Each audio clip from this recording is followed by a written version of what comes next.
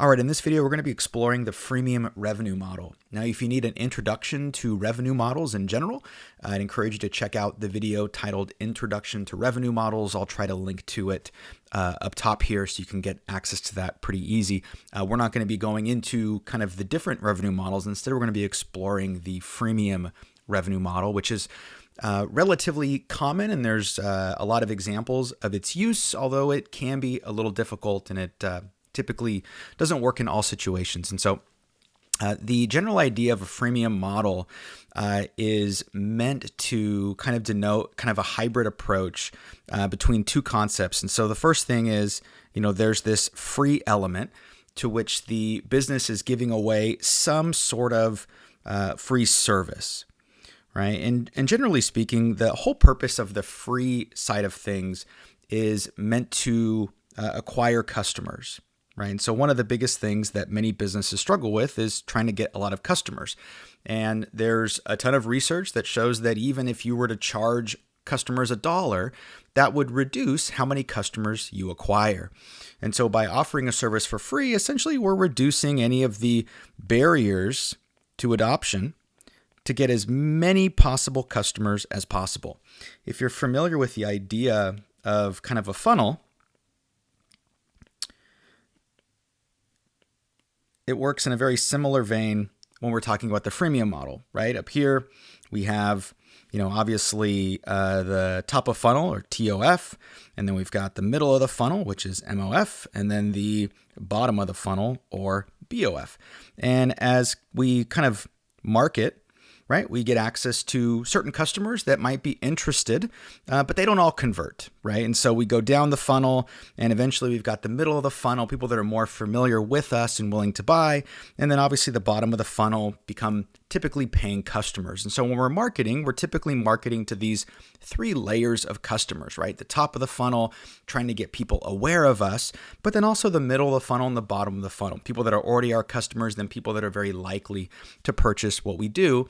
And typically successful companies have strategies for targeting each group.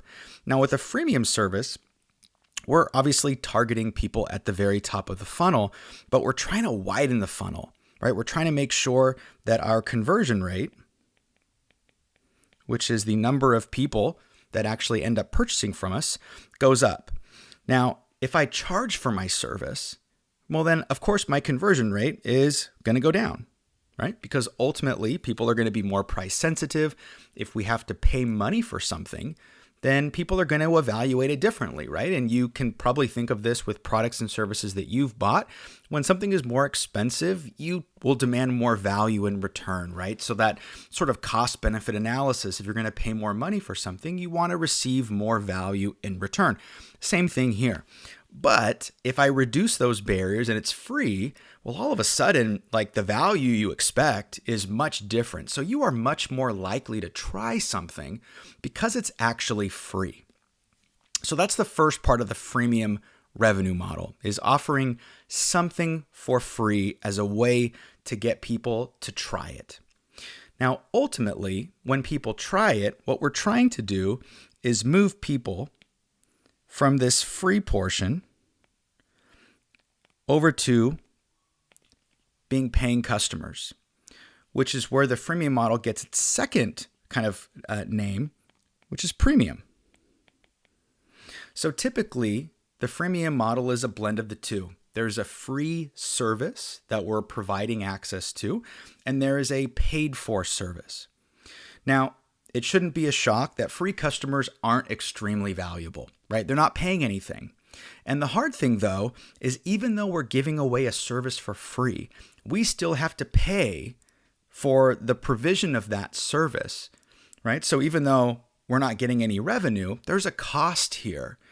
And so the only way the freemium model will work is if we have something to encourage customers to actually adopt or to purchase, if you will. Now, this is pretty common, especially with music subscription services, right? So if you take a service like Spotify, right? Spotify has a free service. You never have to pay for it. But there are certain limitations, right? And some people are like, hey, I totally accept that and honestly don't care, right? I don't care that I have to listen to ads. I don't care if the quality isn't as good. It's not a perceptible difference to me. And so I'm okay with the free version.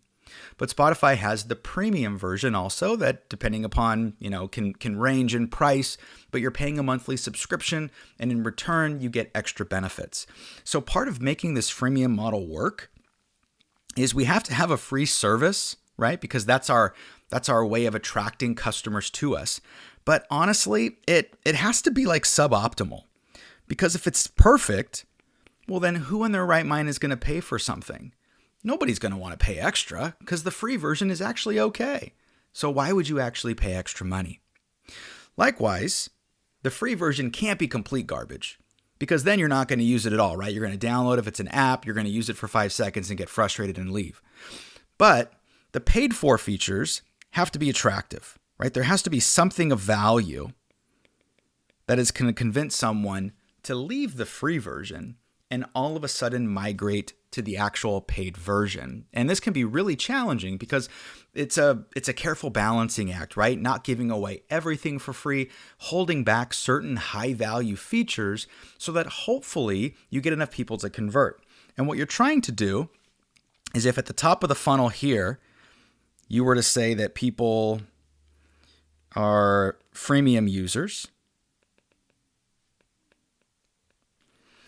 and then we're trying to get them to become paid users at the very bottom. So our success as a business, if we're using a freemium revenue model, is on converting and getting these people to become paid users. And the extent to which we're able to do that is really going to dictate our success as a business, because if everybody stays as a free user, although it's free for them and they're not paying anything, that's zero revenue for the business, and we still incur a cost to provide that service. So as an example, we talked about Spotify earlier. Even though if you're a free Spotify listener, you're not paying for the service, Spotify is still paying licensing fees whenever you're listening to a song.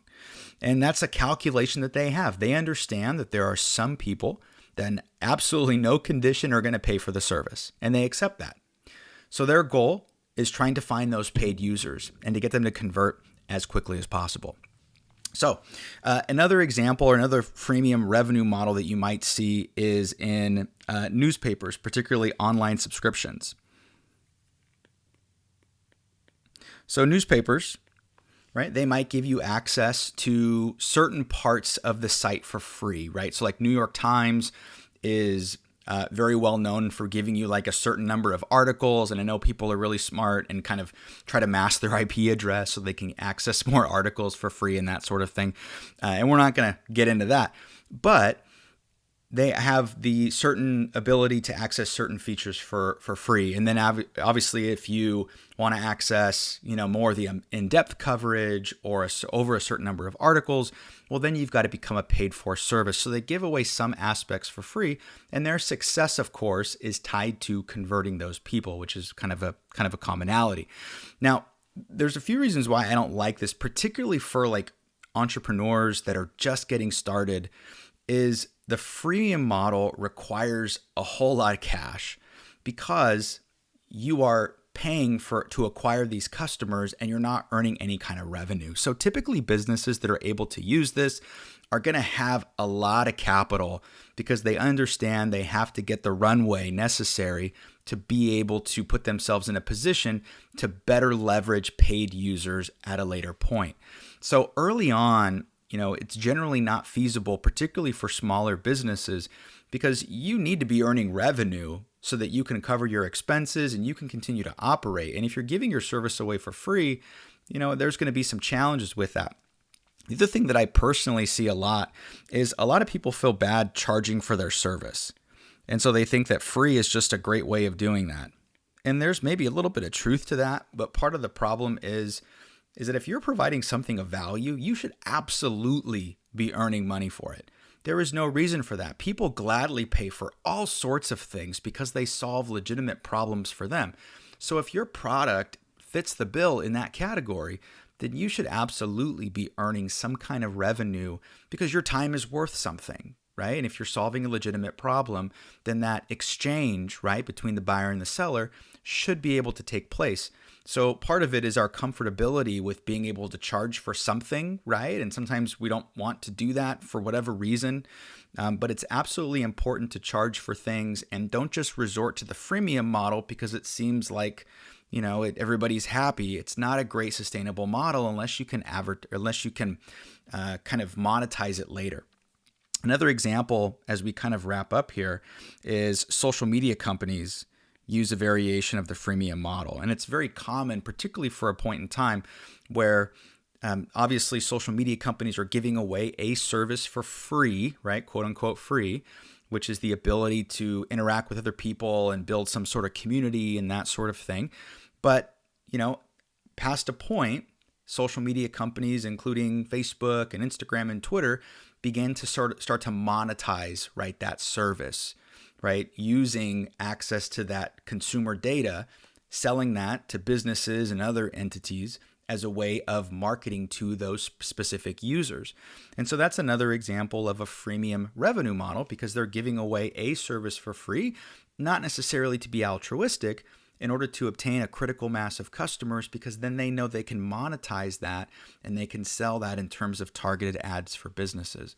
So hopefully that gives you some insight into how the freemium model really works. Again, the service really starts with having something of value that you can provide or offer for free to customers, but really doing so, that's not the point of the whole process. The point is ultimately to acquire users or customers. And we're trying to acquire as many as we can. And then ultimately, we're trying to convert those to paid users. And that is really what the success of the business model really hinges upon. So hopefully that provides a little bit of information on freemium. Not trying to discourage anybody from pursuing that, but it's important that you understand some of the things that are required for you to get into that model, including a lot of capital and obviously having a plan for being able to monetize those users at a later date.